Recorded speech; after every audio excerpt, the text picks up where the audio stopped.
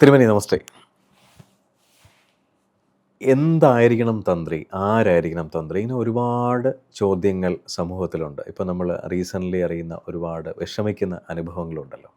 അപ്പോൾ ഒരു ഏറ്റവും നല്ല ഉപാസനാമൂർത്തി അല്ലെങ്കിൽ ഏറ്റവും നല്ല എന്താ പറയുക ചൈതന്യമുള്ള ഒരു വിഗ്രഹം, ഇതിലേക്കൊക്കെ എത്തിപ്പെടാൻ അർഹതയുള്ളൊരു തന്ത്രിയോ അല്ലെങ്കിൽ ഒരു പൂജാരിയോ ആയിരിക്കും ആ ക്ഷേത്രത്തിലെത്തുക. ചൈതന്യമില്ലാത്ത ഒരു വിഗ്രഹത്തിനെ ചൈതന്യമുള്ളതാക്കി മാറ്റുന്നതും എല്ലാ ദിവസവും പ്രോപ്പർ പൂജാകർമ്മങ്ങളും അല്ലെങ്കിൽ ഈ പറയുന്ന ജപങ്ങളും ഉള്ളതായിരിക്കണം ഒരു പൂജ ചെയ്യുന്ന ഒരു തന്ത്രി അല്ലെങ്കിൽ പൂജ ചെയ്യുന്ന പൂജാരി എന്നൊക്കെ പല രീതിയിൽ പല ആൾക്കാർക്ക് പലതും പറയാം. പക്ഷേ സാധാരണ രീതിയിലൊരു തന്ത്രി എല്ലാ ദിവസവും ജപം ചെയ്യേണ്ട ആവശ്യമില്ലേ? ആരായിരിക്കണം തന്ത്രി? ഒന്ന് പറയാമോ? തീർച്ചയായിട്ടും. തന്ത്രി എന്ന് പറഞ്ഞാൽ നമ്മളിപ്പോൾ വലിയൊരു ക്ഷേത്രത്തിൻ്റെ ദേവനേക്കാളിലും ഒരുപക്ഷെ മുകളിൽ കാണുന്ന ഒരു വ്യക്തിയാണ്. അതെ. അതുകൊണ്ട് തന്നെ തന്ത്രിയെക്കുറിച്ച് നമ്മുടെ ശാസ്ത്രഗ്രന്ഥങ്ങളിലൊക്കെ ധാരാളം പരാമർശങ്ങളും അദ്ദേഹത്തിൻ്റെ ലക്ഷണങ്ങൾ, ഇപ്പോൾ ആചാര്യ ലക്ഷണം എന്നാണ് നമ്മൾ സാധാരണയൊക്കെയായിട്ട് പറയാറ്. അതിൽ തപസ്വി ആയിരിക്കണം, തപസ്വി എന്നുള്ള വാക്ക് തന്നെ എടുത്തു പറയുന്നുണ്ട്.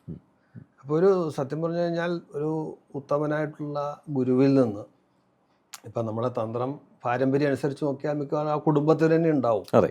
നല്ല തപസ്വികളായിട്ടുള്ള മുതിർന്ന ആൾക്കാരുണ്ടാവും. അടുത്ത തലമുറയ്ക്ക് അത് കൈമാറുമ്പോൾ അവർ ഈ ഒരു പാരമ്പര്യമാണ് കൈമാറുന്നത്. ഈ സാധനാ പാരമ്പര്യത്തെ കൂടിയാണ് കൈമാറുന്നത്. തന്ത്രം എന്ന് പറഞ്ഞാൽ ഒരു ക്ഷേത്രതന്ത്രം മാത്രമല്ല, അവർക്ക് ആ കുടുംബത്തിന് പാരമ്പര്യമായിട്ട് സിദ്ധിച്ചിട്ടുള്ള ചില വിശേഷ മന്ത്രങ്ങൾ വരെ ഉണ്ടാവും. അത് ആ ഫാമിലിക്ക് മാത്രമേ ഉള്ളൂ. അത് പുതിയ തലമുറയ്ക്ക് കൈമാറണം എന്നുണ്ടെങ്കിൽ നല്ല സാധനാശക്തി ഉള്ള ആൾക്കാർക്ക് മാത്രമേ അത് ചെയ്യാൻ പറ്റൂ. അതും കൈമാറിയിട്ട് കാര്യമുള്ളൂ.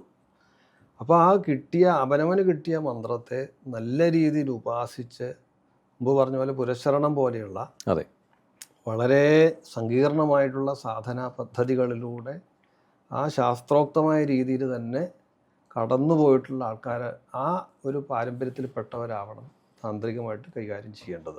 സ്വാഭാവികമായിട്ട് നമ്മുടെ പദ്ധതിയാണല്ലോ, ഇതൊക്കെ ഒരു വ്യവസ്ഥയാണ്. അതെ. ഇപ്പോൾ ഒരു കുടുംബത്ത് എന്തൊക്കെയാണോ, ഇപ്പോൾ ഗായത്രി ദീക്ഷ, ആ ഗായത്രി ദീക്ഷ എടുത്തു കഴിഞ്ഞാൽ ഇന്ന രീതിയിൽ ജീവിക്കണം എന്നൊരു പൊതുവെ ഒരു നിയമമുണ്ട്. ആ നിയമവ്യവസ്ഥയ്ക്ക് പദ്ധതിക്കകത്ത് നിന്നുകൊണ്ടാണ് അദ്ദേഹം എല്ലാ സാധകന്മാർക്കും ഉണ്ടല്ലോ. അതെ അതെ. നമ്മളിപ്പോൾ ഒരു സാധനയിൽ ഏർപ്പെടുന്ന, അതിപ്പം ഇന്ന ആൾക്കാരെന്നില്ല, അതിൽ ജാതി മത വർണ്ണ ലിംഗഭേദം എന്ന് പറഞ്ഞ പോലെ ഒന്നുമില്ല. ആ ഏത് സാധന പദ്ധതിയിലാണോ നമ്മൾ പദ്ധതി സ്വീകരിച്ചിട്ടുള്ളത് അതനുസരിച്ചിട്ടുള്ള ഒരു വഴി തീർച്ചയായിട്ടും ഉണ്ടാവും. ഞാനൊക്കെ പറയാറുണ്ട്, സാധാരണ നമ്മൾ ഈ പ്രതിഷ്ഠ പോലുള്ള ചടങ്ങുകൾ പങ്കെടുക്കുന്ന തന്ത്രിമാരാണെങ്കിൽ പ്രത്യേകിച്ചും അവരൊരു ഊർജത്തിൻ്റെ ഒരു സ്രോതസ്സായിരിക്കണം. ജപം കൊണ്ട് അവർ തപസ്സുകൾ എന്ന് പറഞ്ഞാൽ അതാണല്ലോ, തപസ് ചെയ്തിട്ട് അവർ നല്ല രീതിയിൽ ആ സാധനാ ബലം ഉറപ്പിച്ചിട്ട് അതിൻ്റെ ഒരു ശക്തി, ഒരംശത്തെയാണ് മുമ്പ് പറഞ്ഞതുപോലെ, അങ്ങ് ചോദിച്ച പോലെ ഒരു ശിലയാണെങ്കിലോ അല്ലെങ്കിൽ ഒരു ലോഹം പോലത്തെ നമ്മൾ വെറുതെ ഒരു മെറ്റീരിയൽ ഇതായിട്ട് കാണുന്ന ആ ഒരു ഉപാധിയിലേക്ക് ഇത് ട്രാൻസ്ഫർ ചെയ്യുന്നത്. പിന്നീട് അതിനൊരു ശക്തി വിശേഷം കൈവരണം എന്നുണ്ടെങ്കിൽ അത് ഈ കൊടുക്കുമ്പോൾ ഉണ്ടാവണം. അതെ. അപ്പോൾ ഇത് വാസ്തവത്തിൽ ഇത് ആചാര്യൻ അല്ലെങ്കിൽ തന്ത്രി എന്ന് പറയുന്നത് ക്ഷേത്രത്തിൻ്റെ പരമമായിട്ടുള്ള അധികാരിയായിട്ട് മാറുന്നത് ഇങ്ങനെയാണ്. ജീവനില്ലാത്തൊരു സാധനത്തിന് പോലും ജീവൻ വെപ്പിക്കാനുള്ള കഴിവുള്ളവനാണ് തന്ത്രി. അതാണ് ചുരുക്കത്തിൽ പറഞ്ഞാൽ. പിന്നെ ഇതെല്ലാം നമുക്കിപ്പം പറയില്ല, നമ്മൾ വേറൊരു ചില ലോജിക്കിൽ നോക്കുമ്പോൾ ഇതൊക്കെ ഒരു ലോജിക്ക് ഇല്ലാത്തതാണെന്ന് ചിലപ്പോൾ തോന്നും. കാരണം ഈശ്വരനെ ഉണ്ടാക്കാൻ പറ്റുന്ന സംവിധാനമാണോ? ഈ ഈശ്വരാരാധനയിൽ പൊതുവെ 2 വഴികളാണ് ഉള്ളത്.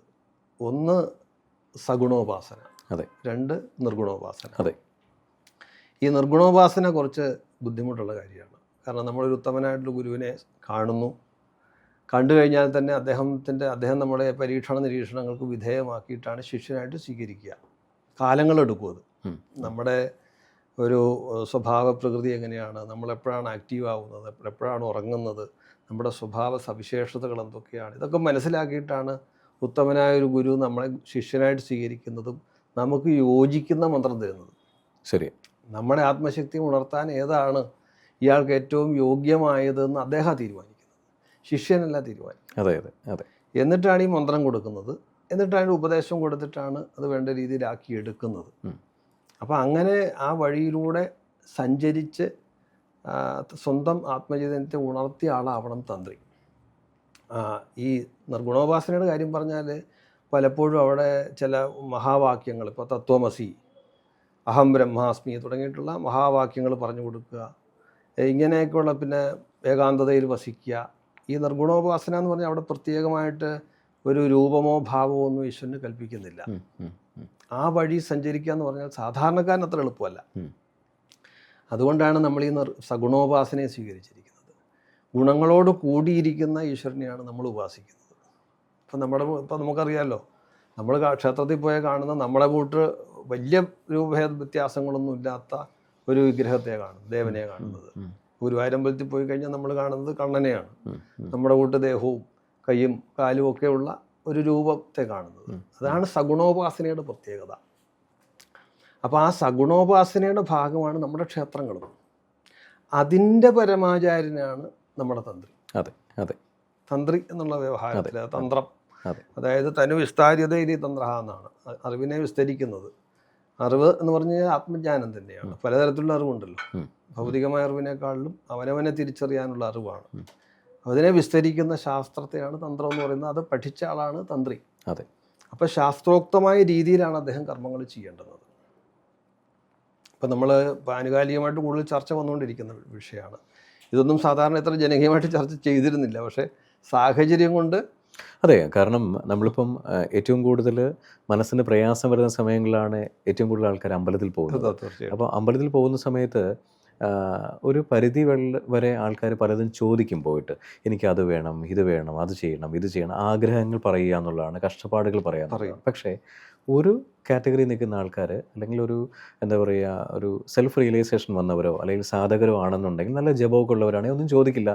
ഭഗവാനെ കാണുക, ദർശനം ചെയ്യുക, ഒരു എന്താ പറയുക, ഒരു ബ്ലെസ്സിങ്സ് കിട്ടുക, അനുഗ്രഹത്തോടെ തിരിച്ചു വരിക എന്നുള്ളതാണ്. അപ്പോൾ ചില അമ്പലങ്ങളിൽ പോകുന്ന സമയത്ത് അവിടുത്തെ എനർജി നമുക്ക് ഭയങ്കരമായിട്ട് അറിയാൻ പറ്റും.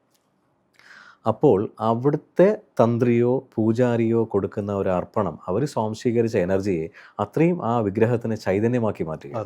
അപ്പോൾ നമ്മൾ ഏറ്റവും കൂടുതൽ വിശ്വസിക്കുകയും ആരാധിക്കുകയും ചെയ്യുന്ന തന്ത്രിയുടെ ഭാഗത്തു നിന്നും എന്തെങ്കിലും നമുക്ക് കേൾക്കുകയാണ്, നമുക്ക് ഭയങ്കര വിഷമം ഉണ്ടാവും. നമ്മൾ ഈശ്വരൻ്റെ സ്ഥാനത്താണല്ലോ കാണുന്നത്. അപ്പോൾ എനിക്ക് തോന്നിയൊരു സംഭവമാണ്, ഈ തന്ത്രിമാർക്ക് ഇത്രയും കാര്യങ്ങൾ ചെയ്യാനുള്ളത് കൊണ്ടാണോ ജപത്തിന് സമയമില്ലാത്തത് എന്നുള്ളത്. ജപത്തിന് സമയമില്ലെങ്കിൽ സ്വാഭാവികമായിട്ട് തെറ്റുകുറ്റങ്ങൾ വരാം. പ്രോപ്പർ ജപമുള്ള ഒരാളാണെങ്കിൽ ഒന്നും സംഭവിക്കില്ല. അപ്പം ജപത്തിന് കോംപ്രമൈസ് വരുമ്പോഴാണല്ലോ തിരുമേനി ഇത് വരുന്നത്. അപ്പം അങ്ങനെയാണോ പലയിടത്തും പോകുമ്പോൾ പലർക്കും ജപത്തിന് സമയമില്ല എന്ന് പറയുന്നത്? അല്ല, ശരിയാണത്. അതായത് അർച്ചകസ്യ പ്രഭാവേന ശിലാഭവതി ശങ്കര. അർച്ചകന്റെ പ്രഭാവം കൊണ്ടാണ് ഒരു ശില പോലും ശങ്കരനായി തീരുന്നത്. ശരിയാ, മഹാദേവനായിട്ട് പരിണമിക്കുന്നത് അതുകൊണ്ടാണ്. അപ്പോൾ അർച്ചകന്റെ പ്രഭാവം എന്ന് പറഞ്ഞാൽ എന്താണ്? ആ പ്രഭാവമാണ് ഈ തപസ്. അതെ. നിങ്ങളുടെ ജീവിതത്തിലെ വലിയൊരു മാറ്റങ്ങൾക്ക് വേണ്ടി അബാക് ജ്യോതിഷം നിങ്ങളോടൊപ്പമുണ്ട്. നിങ്ങളുടെ ജീവിതത്തിൽ വരുന്ന ഏത് തരം ജ്യോതിഷപരമായ, പൂജാപരമായ അല്ലെങ്കിൽ വാസ്തു സംബന്ധമായ എന്താവശ്യങ്ങൾക്കും അബാക് ജ്യോതിഷത്തിലെ കൺസൾട്ടൻറ്റുമായിട്ട് നിങ്ങൾക്ക് സംസാരിക്കാൻ ഈ താഴെ കാണുന്ന നമ്പറിൽ വിളിക്കാവുന്നതാണ്. അതിലുപരി ജ്യോതിഷപരമായ പുതിയ പുതിയ അറിവുകൾ നിങ്ങൾക്ക് ലഭിക്കുന്നതിന് വേണ്ടി ഈ പറയുന്ന ചാനൽ സബ്സ്ക്രൈബ് ചെയ്യാൻ മറക്കേണ്ട ആവശ്യമില്ല. Thank you.